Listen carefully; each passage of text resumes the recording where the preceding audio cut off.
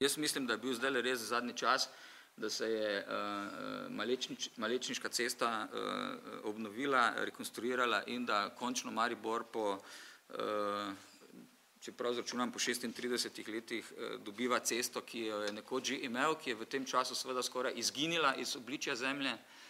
Mislim, da ni bila več na nobeni karti vidna z satelitskega posnetka in da jo danes končno vračamo nazaj v življenje. Jaz kot vodja tega projekta moram priznati, da smo s pomočjo kolegov iz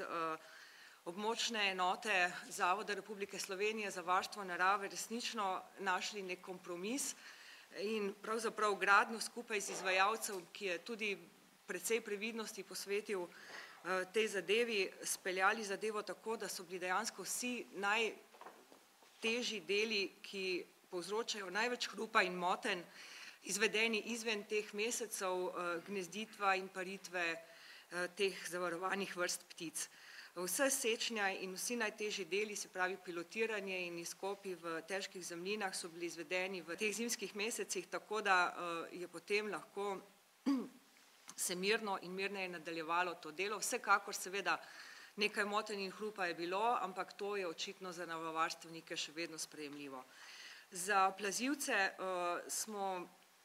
v okviru projekta izvedli podhod iz strani brega proti strugi reke Drave in pa seveda usmerjevalno pot z ograjami in